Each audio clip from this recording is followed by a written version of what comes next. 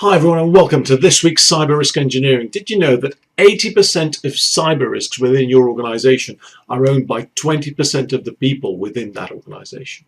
So that means that there's an 80-20 rule that applies to information security.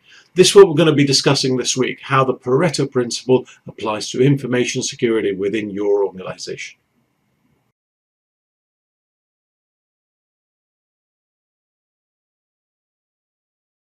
The Pareto principle tells us that for certain events, 80% of effects can be attributed to 20% of causes. That's the 80-20 rule. So what if we thought of cyber risk in terms of a specific set of causes that potentially lead to our company being hacked? Could we map back and ask the question, what's the 80% that we need to do in order to mitigate cyber risk within our organization?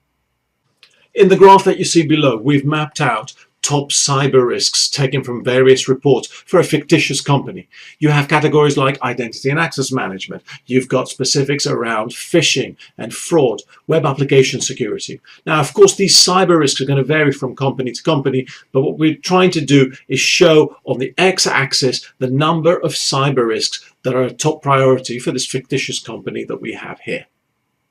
On the y-axis, you see the spend annually per hundreds of US dollars. So in identity and access management, this fictitious company is going to spend that amount of money in order to try to mitigate cyber risk. They might be spending that money to refresh their infrastructure, put in place a new role-based access control model, or just introduce more monitoring for identity and access management. Whatever that spend is, we can clearly then have a mapping between how much money the company is spending for the cyber risk and then show that versus how much money is being spent for other types of cyber risks in question. So whoever is doing the spend within your organization is sponsoring that work, either via a project, a program, it could be change budget, it could be run, maintain budget. They're basically responsible to make sure that the money has been put aside and it being wisely used in order to address that cyber risk by introducing more controls. Therefore, we have an owner and we have an amount of spend to mitigate the cyber risk. So it turns out that the number of owners for this type of cyber risk remediation work are scarce and few within your organization. They either have to have technical know-how, I understand identity and access management, or they need to be able to be well aware of what they're trying to protect.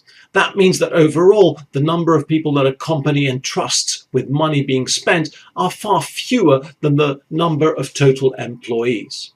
So if you map those numbers out, you'll get a nice graph that's very similar to what we call the 80-20 rule, the Pareto principle. And that's how the 80-20 rule applies to information security. Thank you for watching.